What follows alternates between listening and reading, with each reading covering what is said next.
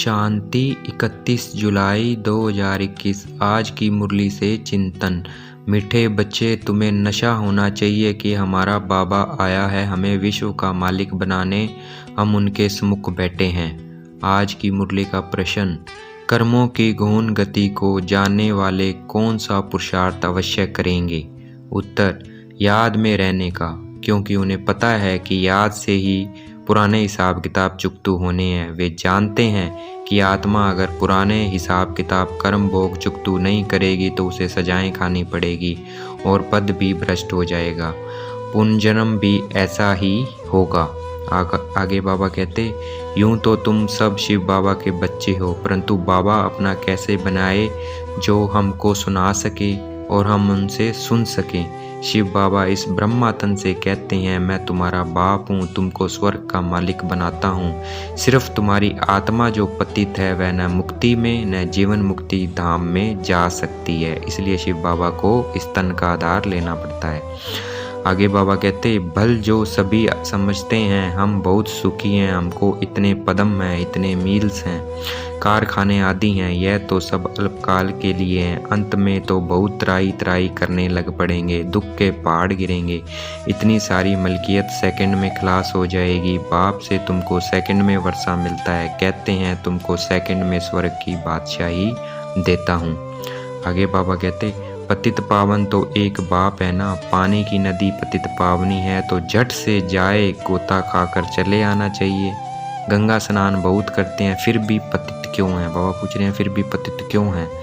रात दिन यही धुन लगाते रहते हैं और धुन भी लगाते रहते हैं। क्या पतित पावन सीताराम अर्थात सब जो भक्तियाँ हैं अथवा सीताएं हैं, सबका रक्षक एक राम परमपिता परमात्मा है। पतित पावन पतियों का पति वही है।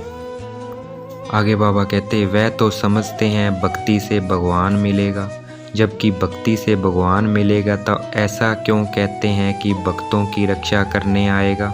जब भक्ति से भगवान मिल गया फिर ऐसा क्यों कहते हैं कि भक्तों की रक्षा करने आएगा?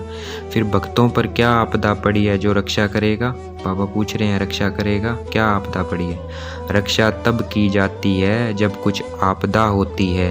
बाप कहते हैं, तुमना कितना दुर्गति को पाया है, अब तुम्हें कितना दुख है। यह है रौरव नरक, सब दुखी रोगी हैं, घर घर में देखो क्या लगा पड़ा है, दुख ही दुख। इसलिए पुकारते हैं, बाबा हमारे दुख हरो सुख दो। तो इसीलिए शिव बाबा अब आए हुए हैं हमारी पुकार सुनकर।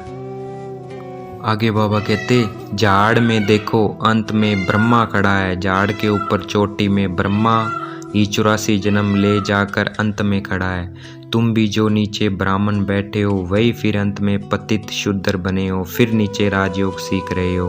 तुम भी शूद्र थे अब ब्राह्मण बने हो, यह बड़ी समझने की बातें हैं। अभी तुम राजयोग की तपस्या कर रहे हो, तुम्हारा ही यादगार खड़ा है यह चैतन्य देलवाड़ा मंदिर, वह जड़ है। तुम प्रैक्टिकल में सच्चे सच्चे देलवाड़ा मंदिर में चैतन्य में बैठे हो। स्वर्ग की स्थापना हो रही है, फिर स्वर्ग में आएंगे तो यह मंदिर आदि कुछ होंगे नहीं। आगे बाबा कहते, यह पतित है वह है पावन फरिश्ता, भेंट दिखलाते हैं, तुम भी पतित से ऐसा पावन फरिश्ता बनेंगे। सतयुग देवताओं को डीटी कहते हैं, डीटी मतलब देवी देवता धर्म के कहते हैं। सूक्ष्म वतनवासी हैं फरिश्ते।